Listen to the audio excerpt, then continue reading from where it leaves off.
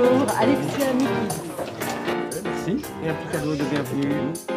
Je suis venu spécifiquement pour essayer de comprendre si le changement dont on a tous envie, et dont j'ai envie aussi, peut venir du bas, c'est-à-dire de nous, bien si ça doit venir d'un changement du haut. Et par ça, je veux dire la structure qui nous dirige et qui coordonne l'action des groupes et de la population. Ce que j'attends ici, c'est avec l'échange des gens, c'est vraiment maintenant d'arriver à des solutions plus concrètes. Et pour ça, il faut échanger les idées. Et en fait, ce qu'on espère vraiment, c'est que quelque part, il y a un engagement de votre part samedi en partant, une petite chose que vous puissiez changer pour vous, pour vos familles, pour votre organisation. Beaucoup de gens réalisent qu'il faut effectivement sur le fond changer beaucoup de modes opératoires, changer de système d'exploitation. Et souvent la question qui se pose, c'est de savoir comment. Il en faudrait très peu pour basculer dans une pente irréversible où je crains malheureusement que les conséquences soient des répliques de tragédies du XXe siècle encore à une autre échelle. Je pense que à ce moment particulier de l'histoire du monde, de nos sociétés, la chose la plus importante, c'est une vision, une intelligence et une volonté collective. Si on arrive à créer cette volonté, cette intelligence collective, mais alors franchement, tous les espoirs nous sont permis. Il ne suffira pas de remplacer une technologie par une autre, changer de couleur de la croissance. C'est simplement, il faut que collectivement, on décide où on peut aller, où on veut aller et comment y aller.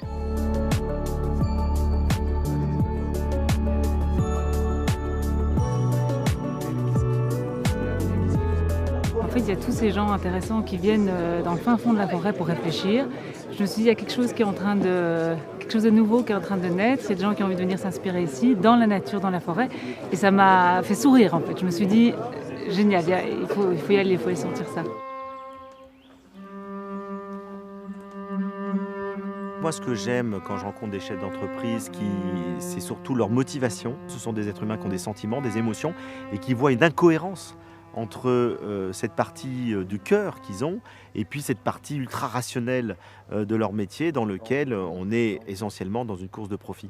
Les différentes personnes qui sont dans cette transformation du regard et des modes de vie peuvent se relier entre eux. Et c'est là qu'on voit une inflexion forte, c'est qu'on voit qu'il y a des réseaux qui se développent. Au quotidien, on se sent un peu seul. Et donc ici, on se retrouve fatalement avec des gens motivés. Hein. Donc je cherchais de la compagnie en fait.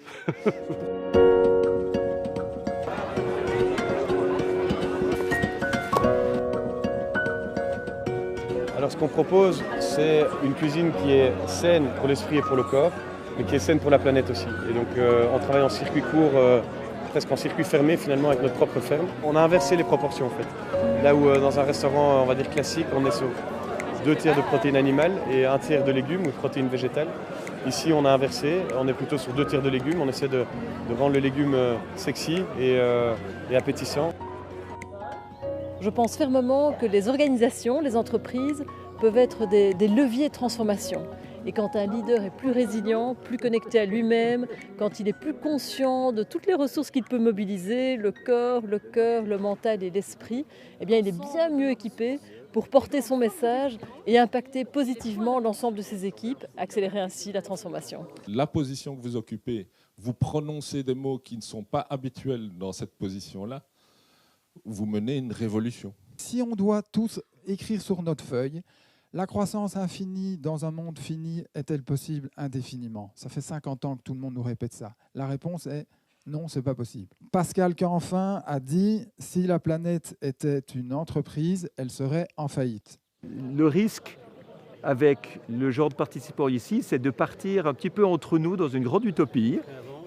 On se dit mais c'est tellement logique de faire comme ça, c'est tellement mieux d'avoir du respect, c'est tellement mieux d'être sobre que c'est une évidence que ça va fonctionner comme ça. Mais ce n'est pas du tout une évidence pour ceux qui ne sont pas ici. Hein. Il y a quand même quelques milliards de personnes qui ne sont pas là et pour qui la vie c'est très différent. Il y a un gros défi qui est celui de réconcilier l'utopie qui est magnifique avec la réalité qui est parfois beaucoup moins belle, pour arriver à un résultat qui est différent de celui d'aujourd'hui, parce qu'aujourd'hui, on est en train de se planter. Que ce soit pour le recyclage des organiques issus de l'agroalimentaire.